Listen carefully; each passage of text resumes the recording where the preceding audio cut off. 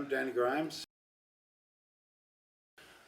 the Grandpa's Garage proprietor, and I live here in Moab year-round, except when I travel around to other four-wheel drive events, and I usually stay around for my friends who come here to show them a great time around Moab. So Danny, give us tell us who Danny Grimes is. How did you end up where you are today? Well, I was married, raising a couple of the wife's kids. Started out with motorcycles. Got tired of going back and restarting them and waiting for them. Then I went into dune buggies so I could put them all in my own car and keep them together. And then I discovered the four-wheel drive world and the organization, family orientated, once a month Jeep runs, you know. It was just a better all-around fit. And then I started, because of working and raising kids, I started building all my own stuff. Back when I got started, if you wanted reverse wheels, you had to reverse them. If you wanted a roll bar or a seat change, anything that you wanted, you couldn't pick up the internet or a magazine and order. So we used to build we all had to start building ourselves. And it's just a great community of in the four-wheel drive world. What kind of motorcycles were you riding back then? Remember any Oh, the old Honda, of course, and Yamaha. They were the thing that got started, and then Husqvarna, all that. And you've heard of a bad hair day. Well, motorcycles get wet. They couldn't be handled.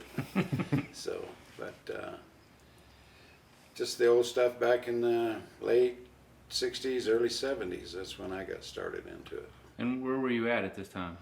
I was in California, Southern California. You know, all open desert, good weather, year-round, that type of stuff.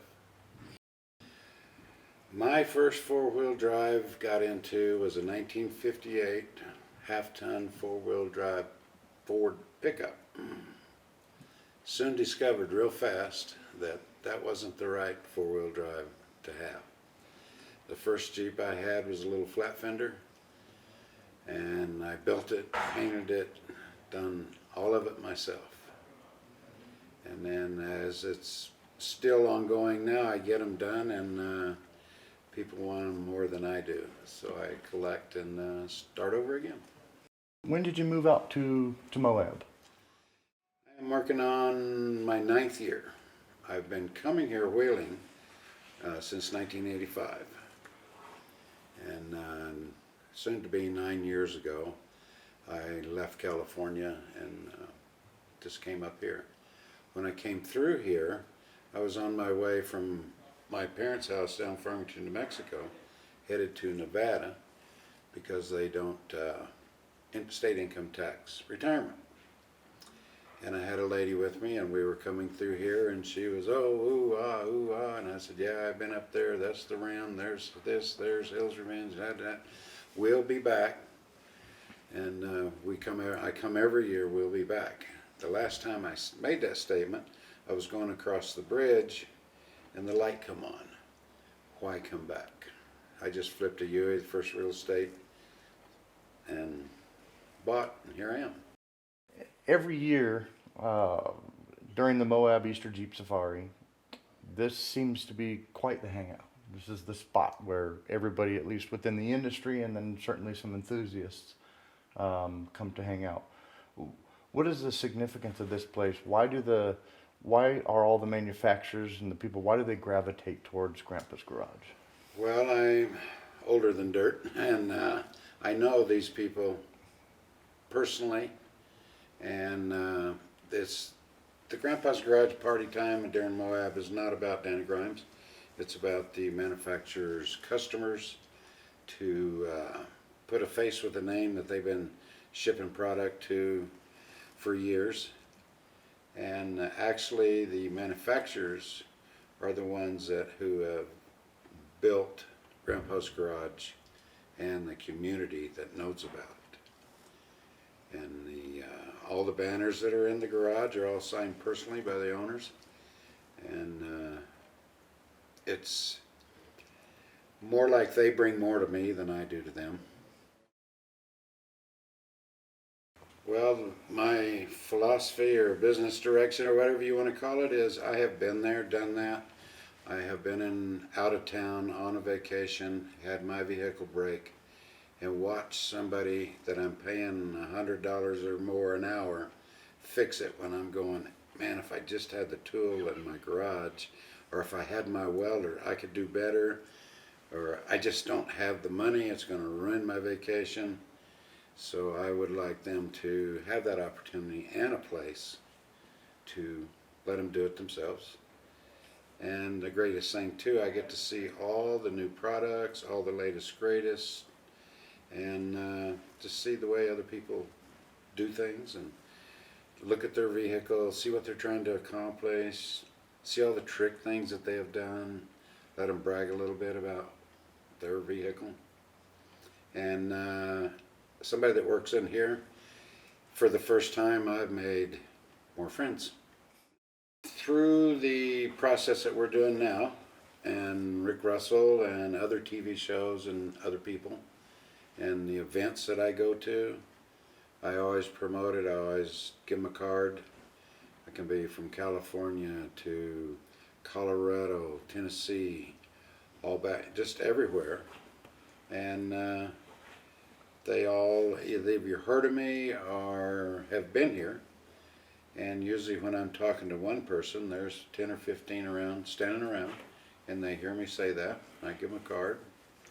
And it's just really the four-wheel drive community. It's such a tight-knit, understanding community.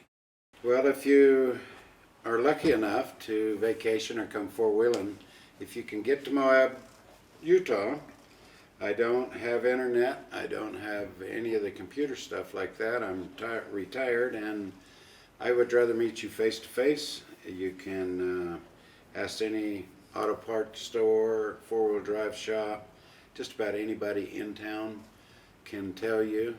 Plus my name, Danny Grimes, is in the local phone book. And Grandpa's Garage is not a business. I don't work. You guys do the work here. What's your favorite Jeep vehicle of all time that you've owned? Well, I get asked that a lot. And because I have, at any given time, 4 or 5 vehicles, I have to ask you, where are we going? Then I get my favorite vehicle for where I'm going. But I am 150% Jeep. I do not understand and don't care to understand any other vehicle other than Jeep. What are your 5 Jeeps specifically kind of set up to do? Most of the Jeeps that I own and the equipment are custom built. One, the only factory part on it is the grille and the steering column. So that is the one that I hammer on. Big V8, horsepower, play with the big boys. And that would be like Pritchard Canyon. If you haven't been here, it's one of the extreme trails here in Moab. And then, of course, I have the first original 97 when the TJ came out. And I was interested in that. I got one and built it, so now I understand what it takes and what's out there for them. And then I have an Unlimited, which is longer. The new technology today is longer wheelbase. And got that built. And then I have another CJ7, it's a Bob Scrambler with aluminum tub on it. That was from the old days, leaf spring, you know, not fuel injected, that kind of stuff.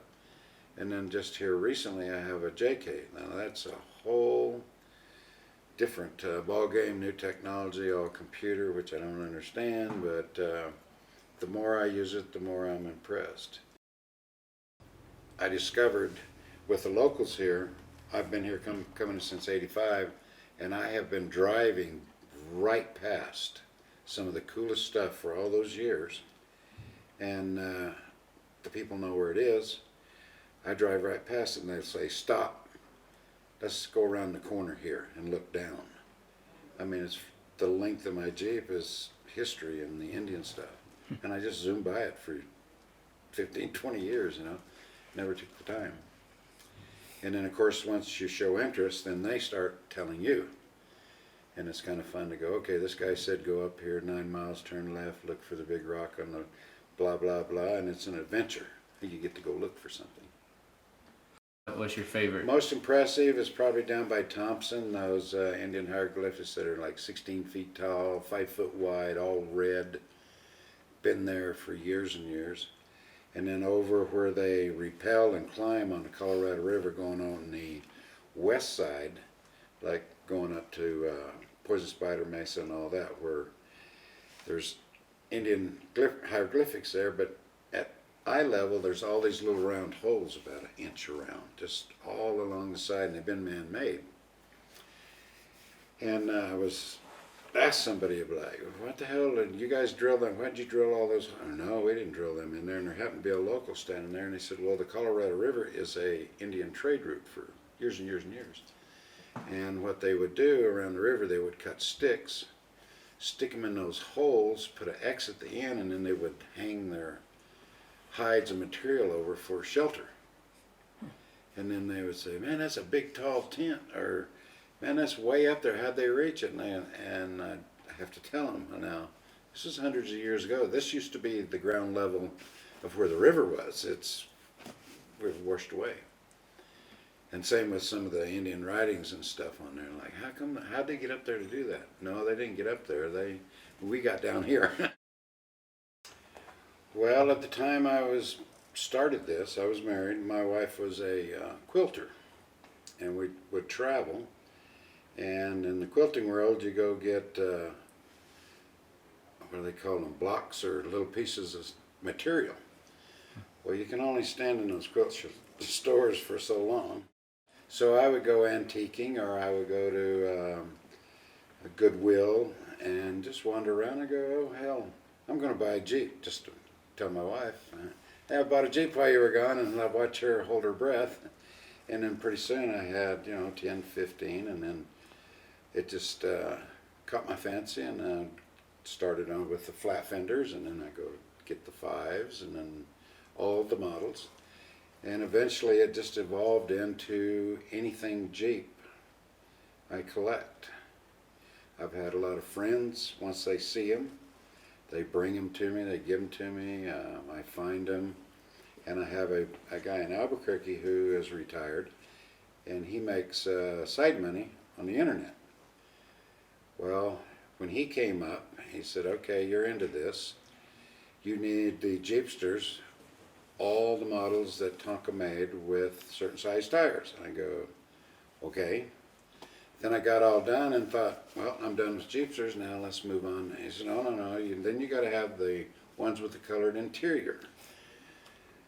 So when you really are, I'm not really a official collector until I got in with this guy, and I'm still not. When I started with the collection, like I say, while my wife was shopping, I've managed over the years to wind up with about 800 or 789, 90 vehicles of all different manufacturers, sizes, shapes, and scales. The SCX-10 scale model RC car, I had an opportunity through you to experience, play with it, and I thought, okay, here's something you push, pull, jam. It's not gonna, it's a toy. And I was amazed at I could drive it like I drive my Jeep. I mean, it literally performs. And standing there watching that, I'm not in the driver's seat, so I can see when the rear wheel's off and when I need to do a backup and how far I can lean. I have one of the old original first RC cars when they first come out. It's a whole different car and a whole different experience, but I'm excited. It's fun, and it's something that I can also take along with me to play with, and I get to meet the younger kids, let them run it. It's more of the family. It's a family toy that everybody can enjoy, is what I like about it. Well, from the toys, and enough about Danny Grimes, we'll talk about the garage and what you see in the background and what they're going to zoom in on. You notice the banners, they are all signed, and they're the manufacturers who also support me, plus they throw their dinners here, and I'm sure most of the world's been there. But to one side there, the underground with Jeep surprises me every year with a present from some of the Jeep piece parts to their concepts. This tradition got started about 4 years ago, and to my left above the refrigerator is a grill off of the TJ, and you notice that all the friends that were here and all of the corporate people sign it.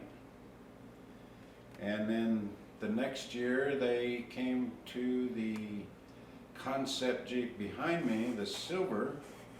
They brought that out, and of course again everybody gets to sign it. It's a big hoopla here on the table, and it's just a lot of fun. And then the following year they went with the tailgate that's no longer in production from Jeep. I couldn't get quite as many of my friends' names on there, but that is something they brought. It's never been installed, come right out of the factory.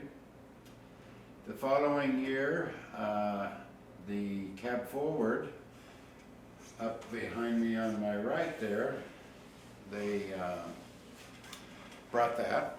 And when it showed up, you notice the headlights, there was holes there, and it really looked terrible. So they went to the hardware store and they bought these stainless steel bowls and laid it here on the table, and in the headlights there was salsa and chips. So as you signed, and we had a few adult beverages and leaned there and had salsas and chips off of it. This year, being 2013, this is the new 10th anniversary for Wrangler, and it's a hood they brought this year, and I'm quite satisfied and really excited about it because look how many of my friends got to sign it. When these are signed, it takes me about 2 weeks and a few 6-packs to sit there and read who wrote what, and some are funny and some are serious and some of them are just names, but it's memorabilia that will last forever.